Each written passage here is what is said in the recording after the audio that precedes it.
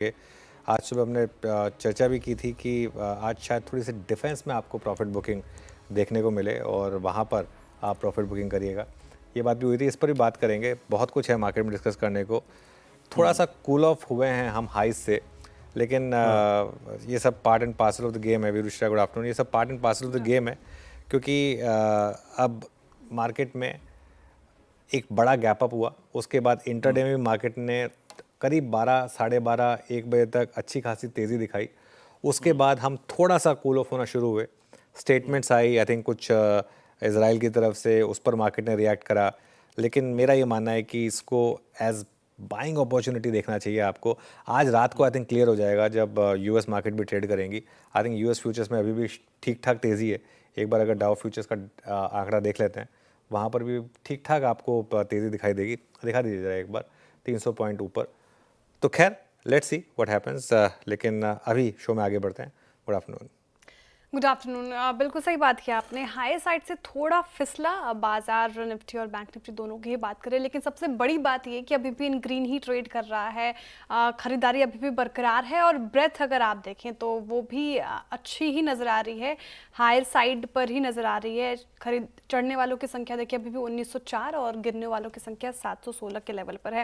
लेकिन जो कि आप भी मेंशन कर रहे थे कि सीज़ फायर ऐलान होने के बाद भी थोड़ा तनातनी का माहौल रहेगा, अब जैसा कि हमने भारत पाकिस्तान के केस में भी देखा था। लेकिन ऐसे मूड माहौल में आपने अभी थोड़ा बताया कि इस गिरावट को as a dip, as a खरीदारी का मौका भी आप देख सकते हैं।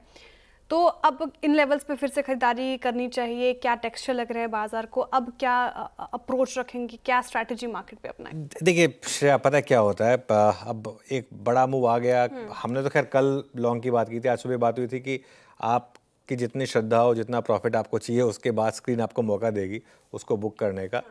फ्रेश भी अगर आपने बाय किया होगा सुबह, तो आपको एक बार के लिए तो दिन में प्रॉफिट बना होगा। उसके बाद हाँ ठीक है, थोड़ा सा हम हायर लेवल से कूल ऑफ ज़रूर हुए हैं। 24,950 के ऊपर जब तक हम हैं और 25,000 के ऊपर अगर हम बंद दे रहे हैं, मेरे ख्याल से कोई दिक्कत नहीं है। और ये सीज़ फायर जब भी होता है, देखिए सबसे बड़ा एग्जांपल क्रूड है। अगर वाकई में सीज़ फायर का बड़ा वायोलेशन हुआ होता तो क्रूड अब तक $75 पहुंच चुका होता। अभी भी हम $70 के नीचे ही काम कर रहे हैं क्रूड पर। हाँ, आप ये कह सकते हैं कि सुबह हम 68 पर आ गए थे एक बार के लिए, वो ठीक है। वो तो जैसे कहते हैं ना, बाल की खाल उधेड़ने वाली बात है। तो उसमें इतना कोई, मुझे नहीं लगता कि उसमें आपको कोई बहुत ज़्यादा डरने की ज़रूरत है यहाँ पर। और ये सब चीज़ें होती रहेंगी मार्केट में बीच बीच में। लेकिन बड़ी चीज़ क्या है? बड़ी चीज़ ये है कि मार्केट अब एक तैयार है एक डोमेस्टिक यूज़ के ऊपर ही रिएक्ट करने को। बाय द वे, एक और चीज़ मैं आपको बताऊं, ये अब एक पैटर्न टाइप का बन गया है कि एक वॉर टाइप की होती है कि दो देशों के बीच में अमेरिका इंटरवीन करता है उसमें, या कहता है कि मैंने इंटरवीन किया, और उसके बाद 7-8 दिन तक वो मामला चलता है। मार्केट में बड़ी गिरावट आती है, लोगों के स्टॉप लॉसेस वगैरह ट्रिगर होते हैं, और उसके बाद समहाउ मार्केट घूम जाता है। ये अगर आप देखें तो मार्केट पैटर्न में सा एक है। पैटर्न सा बन गया है। तो ये पैटर्न को आपको ध्यान रखना होगा, और ये पैटर्न मुझे लग रहा है कि आगे भी कंटिन्यू करेगा। और जब तक ट्रम्प साहब है, शायद ये पैटर्न कंटिन्यू करे। आगे जाते हुए मुझे लग रहा है इस तरह से जियोपॉलिटिकल वरीज जो भी होंगे, उनकी थोड़ी सी इंपॉर्टेंस जो है वो कम होगी। देखिए, इस केस में इंपॉर्टेंस इसलिए बढ़ गई थी क्योंकि इस केस में हमारे एक मैक्रो पर डायरेक्ट इम्पैक्ट था, ब्रेंट क्रूड पर। पूरी 7-8 दिन में जो हमारी चर्चा हुई थी, हमारी 7-8 दिन पर चर्चा यही हुई थी कि इवेंचुअली हमारे लिए मैटर करता है क्रूड, क्योंकि हमने तो इंडो पाक कॉन्फ्लिक्ट में भी ज़्यादा नहीं गिरे, तो हम बाहर के कॉन्फ्लिक्ट पे क्यों इतना गिरने वाले थे। इन क्रूड क्रूड इस पूरे उबाल में भी 80 क्रॉस नहीं करेगा। अच्छा, कल तो क्या बात हो रही थी कि ईरान स्ट्रेट ऑफ हॉर्मुज बंद कर देगा, अब कोई इसकी बात ही नहीं कर रहा है। अब सब सीज़ फायर की बात कर रहे हैं। जी। और सीज़ फायर के बाद ये सब चीज़ें होंगी। इंडो पाकिस्तान सीज़ फायर के बाद भी थोड़ा सा ये सब मूव हुआ था। तो ये सब part and parcel of the game है।